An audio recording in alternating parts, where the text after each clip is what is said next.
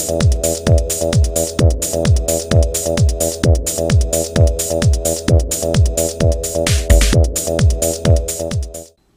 folks, today I'd like to take a casual peek into the LEGO Hero Factory Xplode constructible figure toy. This set was originally released in the summer of 2010, and I bought this set at Target for $12.99. Xplode is one of the bad guys. He's a henchman for Von Nebula, and it seems that all of the villains are in this larger $12.99 set.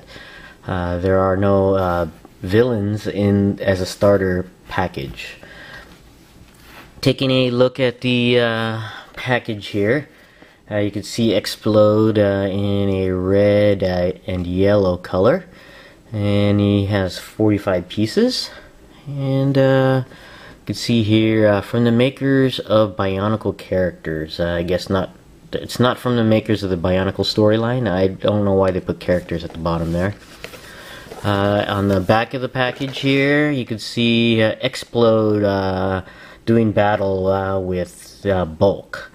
And one thing to note here is that it seems that the villains, they have statistics here, and I don't follow the storyline of Hero Factory as of yet. There's not much of a storyline, so I don't know why only the villains have these power rankings as opposed to the heroes.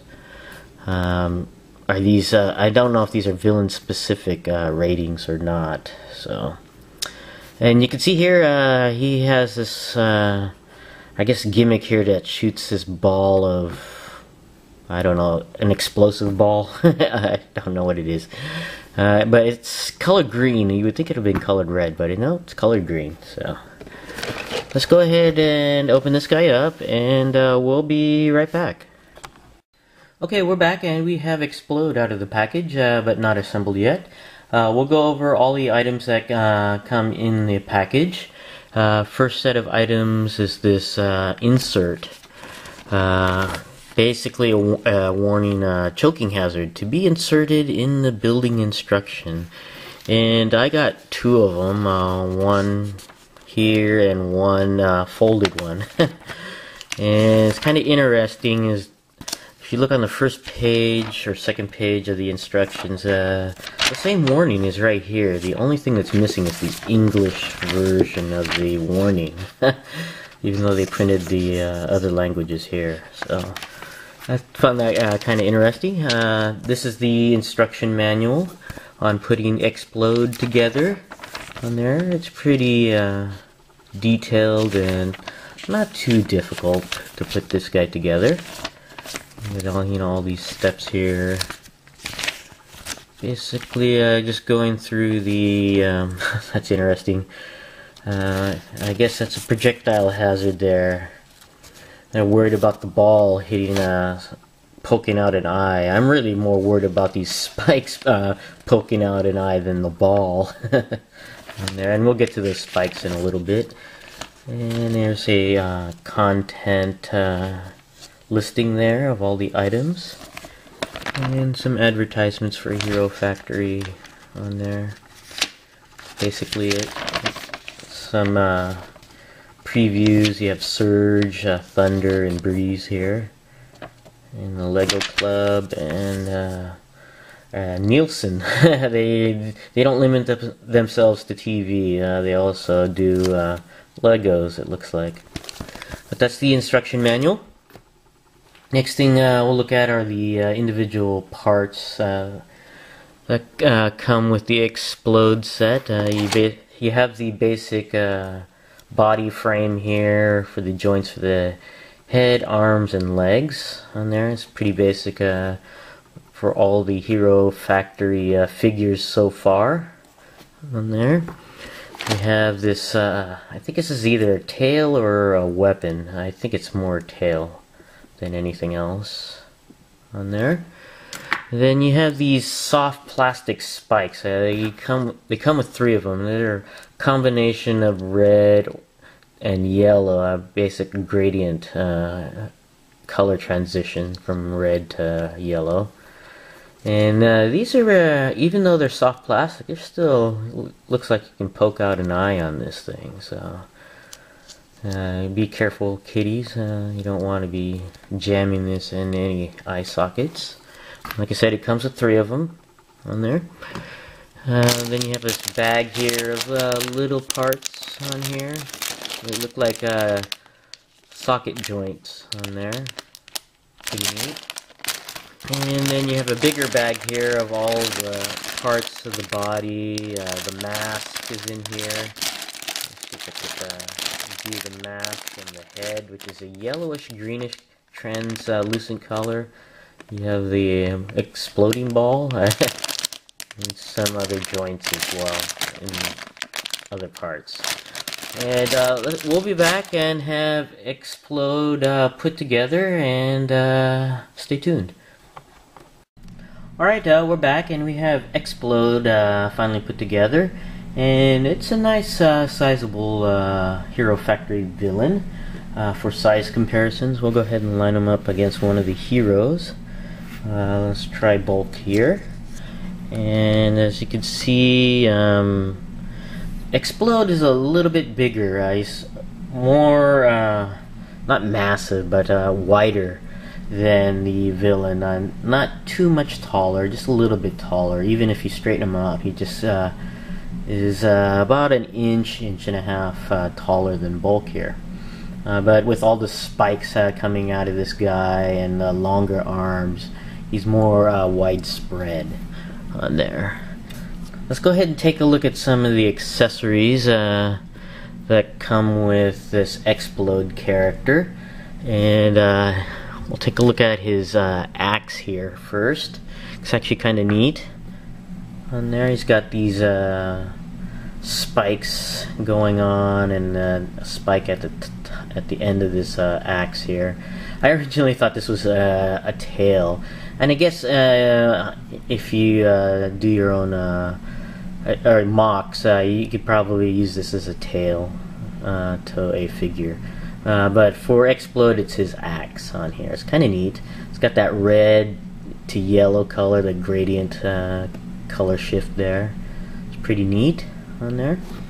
And Xplode's other weapon is this, I guess, blaster type thing. It's got a shooting type of gimmick. Let me just go ahead and take that out. It's pretty easy to put this little orb here. It's like a hollow type orb on there. Why it's colored green, I don't know. I would think it would have been red or yellow or orangey for this character. And this is the launcher right here. If you take it apart though, you could see that it comes in 2 pieces, and it's joined together by these 2 ends on here on the fist on there. But put together, it's whoops, let me just get this guy together here. It provides the firing mechanism for this orb, and what you do is you just squeeze these 2 together, and it'll fire it off like so, which fires it's got a pretty strong rate of fire, you could say, or not rate of fire, but strength of fire. It's pretty neat on there. Taking a look at Xplode in more detail, it's he's, as you can see, pretty spiky. He's got these spikes on his back and also on the back of his arms. I originally had thought maybe this might have been like some sort of shield on the forearm, but nope, it goes on to the, according to the instructions, goes on to the back of his arm on here. I guess in your mock you can put it wherever you want, but this one for Xplode, it goes on the back of his arm, and the one in the middle going down the length of his back can actually rotate. It's pretty neat, and rotate side to side. It's on a ball joint on there, so that's kind of cool.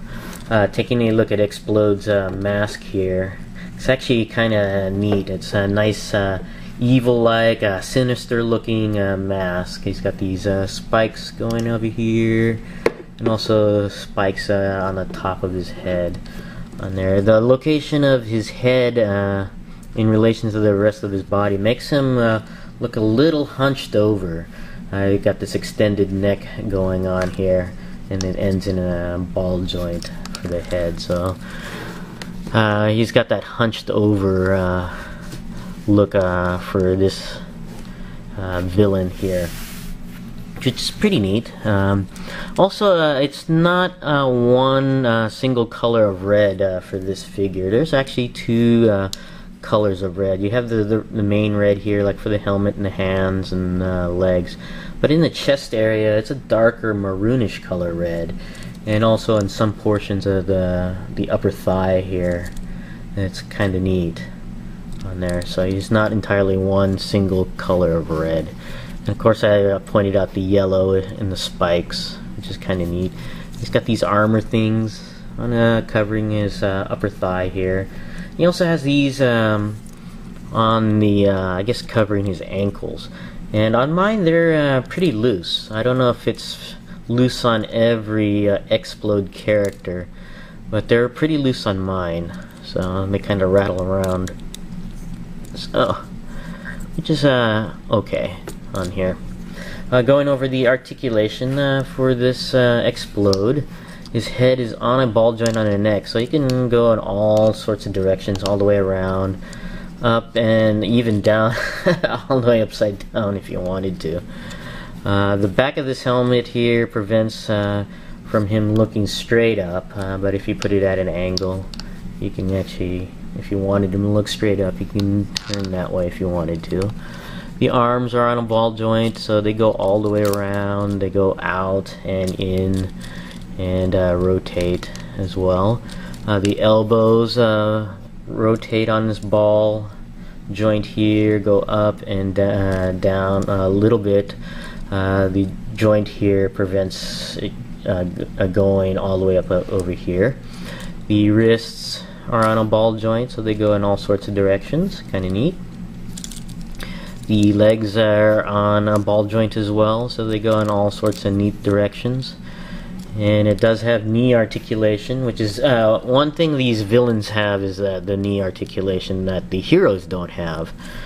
And the knees are on a ball joint, so you can get in some crazy kind of positions. You can't really go side to side too much. It's kind of restricted on there. So the feet are on the ankle are on a ball joint as well, so you can get into kind of different kinds of positions, which is just a little bit restricted on this ankle guard here. So with the added articulation at the elbows and knees, you can get him in a lot more dynamic poses than the heroes, where they're just pretty much fixed posability wise. So, which is kind of neat. You can get a lot of dynamic poses with these villains, which is what I really like. So overall, it's a nice set. It's very open to expansion. There's just lots of areas where you can add more things onto here, or customize, replace different parts, and that's, I guess, one of the advantages of having these not Bionicle but Hero Factory figures. Oh, and I do want to compare with the Bionicle set. It seems that these villains are a lot more closer to the Bionicle series than the heroes are here.